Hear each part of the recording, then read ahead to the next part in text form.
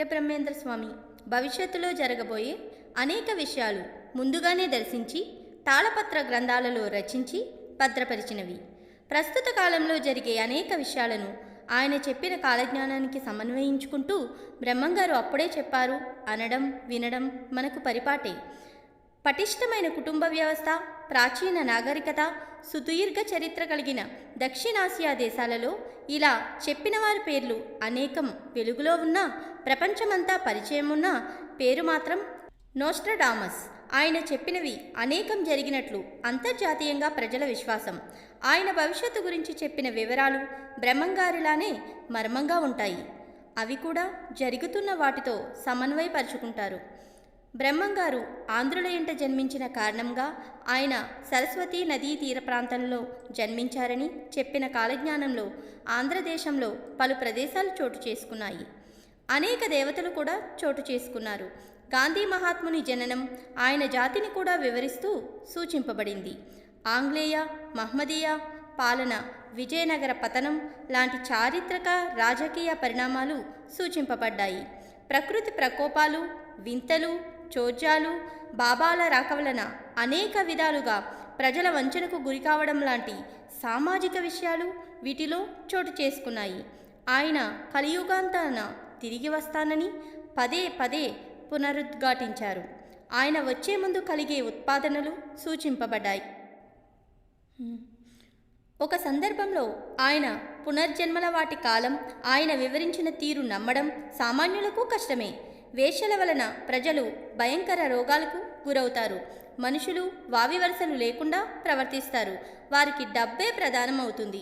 రాజులు తమ ధర్మాన్ని మరిచి విందులు వినోదాలలో మునిగి ధర్మభ్రష్టులవుతారు. శాంతిమూర్తులకు కూడా కోపం విపరీతంగా వస్తుంది. వివిధ వర్ణాల వారు తమ ధర్మం వదిలి ఇతర ధర్మాలను ఆచరించి నాశనం అవుతారు. పంటలు సరిగ్గా పండకపోవడం, పాడి పశువులు సరిగ్గా పాలివ్వకపోవడం, భయంకరమైన కరువు సంప్రాప్తిస్తుంది. బ్రాహ్మణులు తమ ధర్మాలను వదిలి ఇతర కర్మలను ఆచరించడం వలన దేశం కల్లోలితమవుతుంది. చోళమండలం నష్టాల పాలవుతుంది. వావి వరసలు, గౌరవ మర్యాదలు క్షీణించి తండ్రి కొడుకును, కొడుకు తండ్రిని దూషిస్తారు. ప్రజలు కొరువులను నోట పెట్టుకుని తిరుగుతారు. కొండలు మండుతాయి. జనుల కడుపులో మంటలు పుడతాయి. నోటిలో బొబ్బలు లేస్తాయి. నెత్తురు కక్కుతూ రోగాల పాలై జనులు మరణిస్తారు. జంతువులు అలాగే చేస్తాయి. దుర్మార్గులు రాజులవుతారు. మంచి ప్రవర్తన కలవారు భయంకరమైన కష్టాల పాలై హీనంగా మరణిస్తారు. మత కలహాలు పెరిగి ఒకరిని ఒకరు చంపుకుంటారు.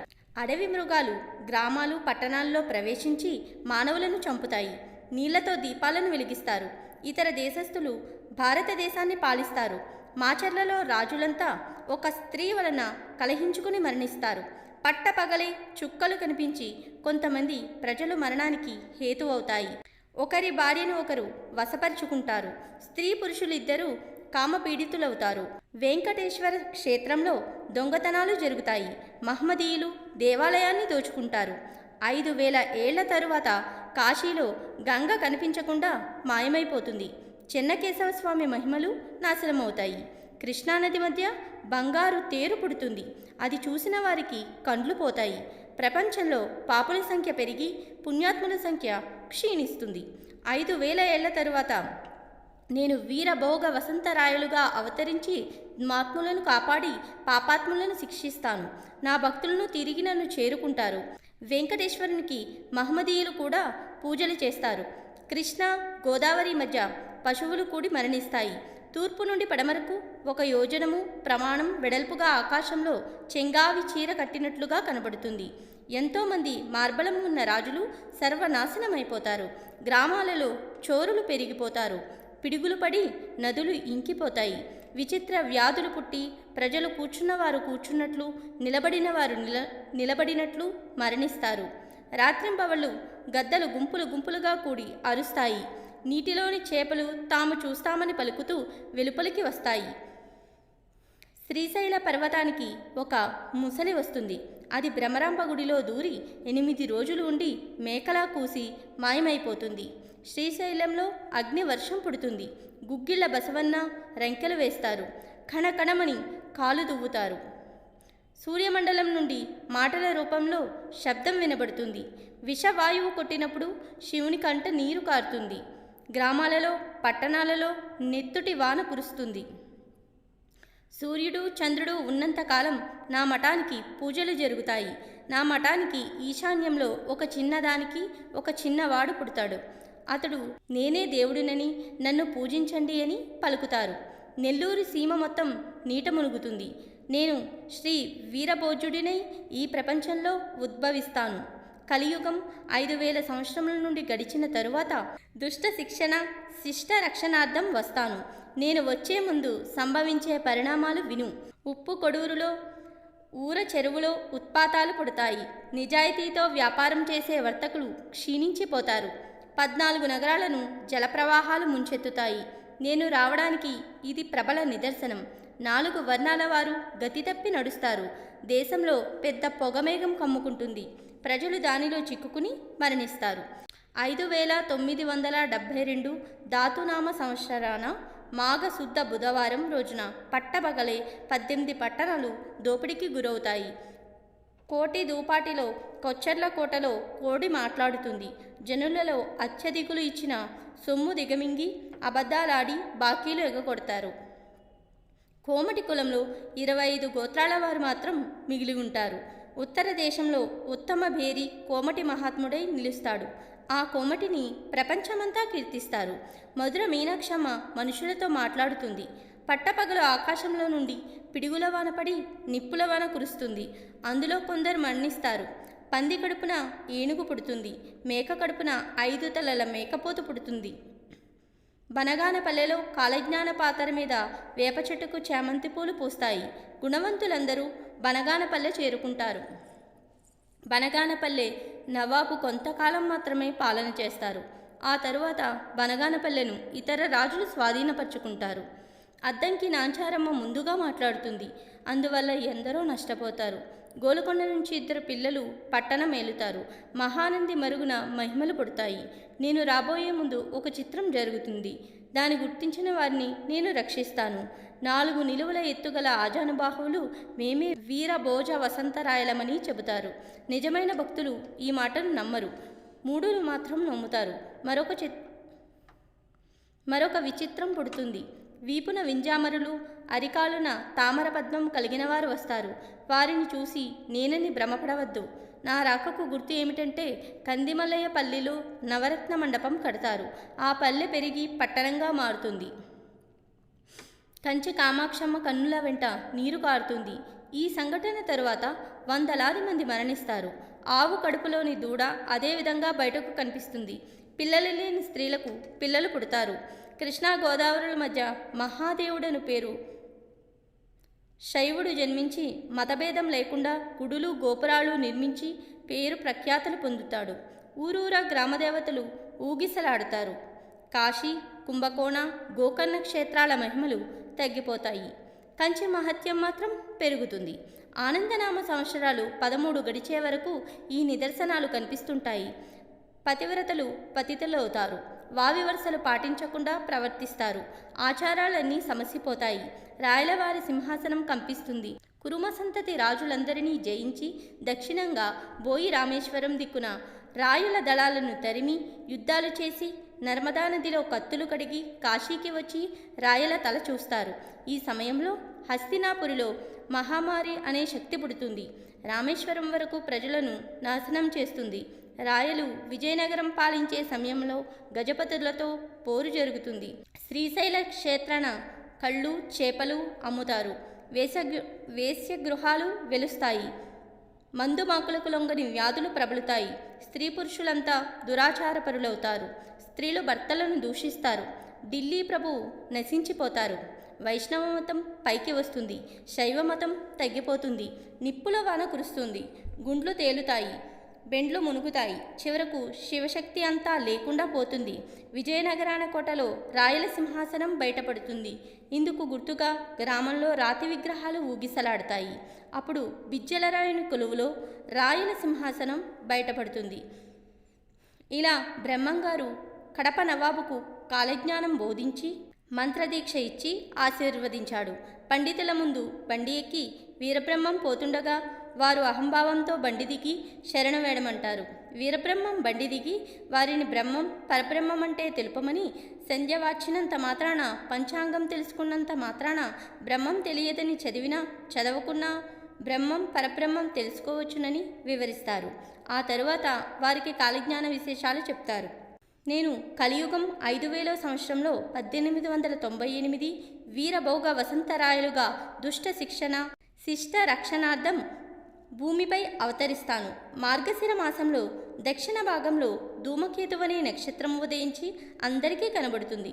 క్రోధినామ సంవత్సరమున మార్గశిర శుద్ధ పంచమి రోజున పునర్వసు నక్షత్ర కర్కాటక లగ్నంలో నేను అవతరించే సమయంలో దక్షిణాన ఒక నక్షత్రం పుడుతుంది. అది జరగబోయే వినాశనానికి సూచనని గ్రహించాలి. 4 వర్ణాలు మద్యపానంతో భ్రష్టులవుతారు. వేదములు అంత్యజాతులు పాలవుతాయి. విప్రులు కులహీనులై తక్కువ కులస్తుల పంచన చేరుతారు. విప్రులు విధవా వివాహాలు చేస్తారు. స్వవృత్తి ధర్మాలు మాని ఇతరులకు బానిస వృత్తి చేస్తారు. బ్రాహ్మణులను పిలిచేవారు ఉండరు. బ్రాహ్మణులు ఇతర విద్యల కోసం పంట భూములు అమ్ముకుంటారు. నేను వచ్చేసరికి వారికి తిండి గుడ్డ కరువవుతాయి. మీనరాశికి సూర్యుడు వచ్చే సమయంలో నేను వీరభోగ వసంతరాయలుగా ఉద్భవిస్తాను. 4 మూరల ఖడ్గం చేతపట్టి శ్రీశైలం పర్వతం మీదకు వచ్చి అక్కడి ధనమంతా పుణ్యాత్ములైన వారికి దానం చేస్తాను. నేను భూమి మీదకు ఎలా వస్తానో మరొకసారి చెప్తాను వినండి. కేదారివనంలో నిరాహారినై జపము చేస్తాను. 3 వరాలు పొంది అక్కడి నుండి విక్రమనామ సంవత్సరం చైత్ర శుద్ధ దశమి బుధవారం ఇంద్రకీలాది పర్వతం చేరుకుని తపస్సు చేసి అక్కడ మహామునులను మహర్షులను దర్శనం చేసుకుంటాను. అటు నుండి బయలుదేరి శ్రీశైలం మల్లికార్జునుని సేవించి దత్తాత్రేయుడిని దర్శనం చేసుకుంటాను. మహానందిలో 2 రోజులుండి అక్కడి నుండి శ్రావణ శుద్ధ పౌర్ణమి నాటికి నారాయణపురం చేరుకొని అక్కడ కొంతకాలం నివసిస్తాను. నేను తిరిగి వచ్చేసరికి జనులు ధనమధాంధులు అజ్ఞానులై కొట్టుకు చస్తారు. నా రాకకు ముందు సముద్రంలోని జీవరాశులన్నీ నశిస్తాయి. పర్వతాల మీద జనులు బంగారు గనులు కనిపెట్టి బంగారం కోసం కొండలను పగలగొడతారు. కాశీ దేశంలో కలహాలు చెలరేగుతాయి. నేను వచ్చేసరికి విధవ వివాహాలు జరగడం మామూలైపోతుంది. వావి వరుసలు లేకుండా వివాహాలు జరుగుతాయి. కులగోత్రాలు నీతి జాతి లేని పెళ్లిళ్ళు జరుగుతాయి. పార్వతీ అవతారాలను డబ్బులకు అమ్ముకుంటారు. అరణ్యంలోనూ భూమిలోనూ ధనం ఉండేను. నేను భూమిపై పెక్కు దృష్టాంతాలు పుట్టిస్తాను. పాతాళంలో నీరు ఇంకిపోతుంది. భూమిపై మంటలు పుడతాయి. 4 సముద్రాల మధ్య ఉన్న ధనమంతా శ్రీశైలం చేరుతుంది. 120 తిరుపతులు పాడయ్యేను. నా రాకకు ముందు అనేక చిత్రములు జరిగేను. శృంగేరి పుష్పగిరి పీఠములు పంచాననం వారి పాలవుతాయి. ఉత్తర దేశంలో కత్తులు తెగుతాయి. తూర్పు దేశం ధూళి అయిపోతుంది. హరిద్వారంలోని మర్రి చెట్టుపై మహిమలు పుడతాయి. అక్కడి దేవాలయం తలుపులు మూసుకుంటాయి. అహోబిలంలో ఉక్కు స్తంభానికి కొమ్ములు పుట్టి జాజిపూలు పూస్తాయి. నా రాకకు ఇవే మీకు నిదర్శనాలు. నన్ను నమ్మిన వారికి నా రక్షణ కలుగుతుంది. వైశాఖ శుద్ధ పంచమిన నేను బయలుదేరి సూర్యమండలం నుండి కొలువుపాకకు వస్తాను. అక్కడి నుండి అహోబిలం తరువాత సూర్యనంది చేరుకుంటాను. శ్రీకృష్ణ నిర్యాణం ఆదిగా 4999 సంవత్సరాలకు కలిరూపం కొంత నాశనం అవుతుంది. శ్రీశైలాన పొగమంటలు పుడతాయి. బసవడు నాట్యమాడ గణగణమని గంటల మూత వినపడుతుంది. భ్రమరాంబ దేవాలయంలో ఒక ముసలి 7 రోజులుండి అదృశ్యమవుతుంది. భ్రమరాంబ మెడలోని మంగళసూత్రాలు తెగి పడిపోతాయి. ఆమె కంట నీరు కారుతుంది. పాలింట్ల నుండి పాలు కారుతాయి. కందనూరు గోపాలుని గుడి ముందు చింత చెట్టు పుడుతుంది. మహానందిలో ఈశ్వరుని విగ్రహం కదులుతుంది. దేవాలయంలో 2 పాములు తిరుగుతాయి. వాటిలో పెద్ద పాము శిఖరాన 3 రోజుల నుండి అదృశ్యమవుతుంది. సూర్య నందీశ్వరుని ముందట పనసమాను పుడుతుంది. ఆ చెట్టు ఆ క్షణాన పూలు పూచి కాయలు కాచి పండ్లు పండి వెనువెంటనే మాయమైపోతుంది. సిరువెళ్ల నరసింహుని దుట గంగిరావి చెట్టు మొలుస్తుంది. బహుధాన్యనామ సంవత్సర వైశాఖ శుద్ధ తదియ శుక్రవారం నాడు పల్లెకు తురకలు వస్తారు. బసవన్నం రంకె వేస్తారు. తిరువాళ్ళూరు వీరరాఘవ స్వామికి చెమటలు పడతాయి. భద్రకాళి కంపిస్తుంది. కంచి కామాక్షమ్మ దేహాన చెమట పుడుతుంది. కంటనీరు పాలిండ్ల పాలు కారుతాయి. శాలివాహన శకం 1541న ధూమకేతువు పుడుతుంది. 1555 నాటికి వివిధ దేశాలలో జననష్టం కలుగుతుంది. పెమ్మసాని తిమ్మన వంశం నిర్వంశమయ్యేను. ఉదయగిరి, నెల్లూరు రూపుమాసిపోయేను. గండికోట, గోల్కొండ, ఆదలేని, కందనూరు పట్టణాలు నశించి తురకలు పారిపోతారు. విజయపురం లాంటి పట్టణాలు క్షయనామ సంవత్సరం నాటికి నశించేను. స్త్రీల కంట నెత్తురు బిందువులు రాలుతాయి. వడగండ్ల వాన కురుస్తుంది. బాణవర్షం కురుస్తుంది. బావులు, చెరువులు, నదులు నీరు